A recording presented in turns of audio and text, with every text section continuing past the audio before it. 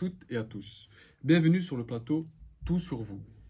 Le projet auquel nous allons nous intéresser aujourd'hui me tient tout particulièrement à cœur, car c'est un projet auquel j'ai moi-même participé avant de devenir journaliste. Alors nous allons le plaisir d'aujourd'hui d'accueillir Marie Canivet, qui vient aujourd'hui nous parler du projet 100% Jeunes. Moi c'est Marie Canivet, j'ai 28 ans et je travaille maintenant au sein de Pour la Solidarité depuis 1 an. Et j'ai la chance de travailler sur un projet qui me tient fort à cœur, qui est 100% Jeunes. Donc voilà, je vais vous parler pendant cette interview. Alors pouvez-vous m'expliquer le contexte avant la mise en place du projet ? Oui, tout à fait. Le contexte avant la mise en place du projet, c'est un contexte sociétal avec énormément de jeunes en situation de décrochage scolaire. Aussi, beaucoup de jeunes qui vont jusqu'au bout de leurs études, qui terminent leurs études, mais qui se retrouvent complètement désemparés face à l'immensité du monde du travail, qui sont laissés seuls dans cette recherche d'emploi. Et c'est aussi, ne l'oublions pas, une grande solitude chez les jeunes. C'est un sujet qu'on aborde trop rarement. On parle toujours de la solitude de nos aînés, mais voilà, c'est quelque chose qui existe et qui est très présent chez les jeunes aussi, donc on ne doit pas oublier. Et pouvez-vous nous expliquer le projet plus simplement ?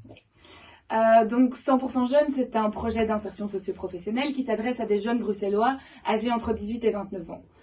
Donc l'objectif premier et principal et officiel du projet, c'est de trouver un projet professionnel.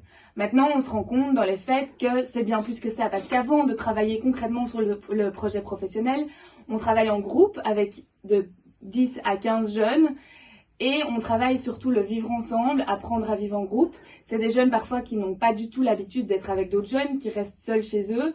Donc voilà, c'est pour nous une étape qui nous semble essentielle pour toute personne qui veut s'engager dans le monde du travail ou de la formation. Donc je dirais que c'est vraiment un projet humain, un projet de sociabilisation. Et combien de personnes travaillent sur le projet et quels sont leurs métiers ? Alors actuellement au sein de 100% Jeunes même, on est 3 à travailler sur le projet. Donc il y a Françoise Camajou, qui est ma directrice et qui gère en fait plein de projets au sein de Pour la Solidarité.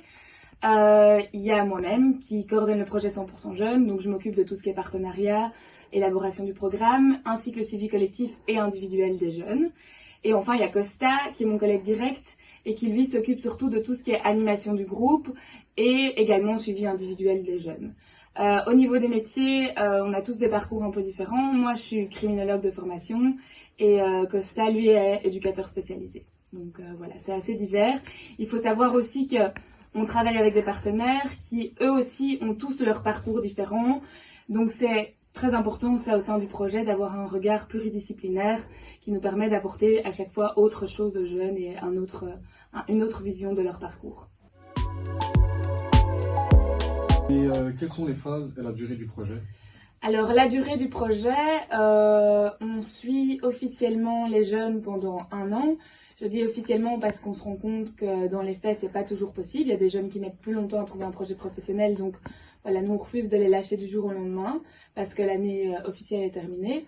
Au niveau des phases du projet, on distingue différentes phases. Donc il y a tout d'abord une phase de rencontre et de découverte où on a différents entretiens avec le jeune pour être sûr que le projet lui convient et qu'il répond à ses attentes et besoins. Ensuite, on a la période collective, donc je vous parlais là tout de suite. Pendant cette période collective, on fait différents ateliers, donc que ce soit des ateliers culturels, des ateliers sportifs. C'est vraiment une découverte de soi, des autres et de tout ce qui est possible en fait pour l'avenir. Et enfin, on a la période individuelle où on tente de concrétiser le projet professionnel.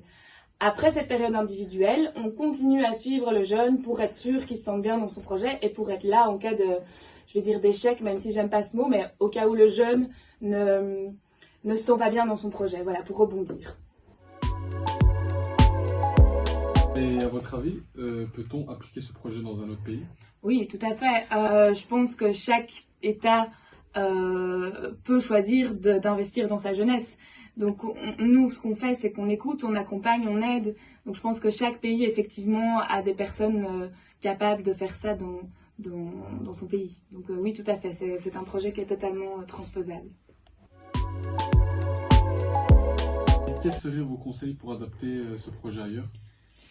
Alors mes conseils, sans doute les mêmes que ce que je me répète à moi-même toujours, c'est-à-dire élargir son champ de vision, donc ne pas vouloir à tout prix caser le jeune dans un projet qui nous semble bien selon nous. Et ensuite, ça rejoint ce conseil, c'est que c'est très important de toujours laisser le jeune au cœur du projet. Donc c'est le jeune qui est acteur du projet. Donc s'il a envie de faire quelque chose, mais que nous, on n'est pas convaincus, tant pis, on le laisse faire et il se plantera peut-être, mais nous, on est là pour le récupérer et pour l'aider à trouver autre chose après. Donc voilà, c'est vraiment le jeune acteur du projet, c'est vraiment le conseil principal que je pourrais donner.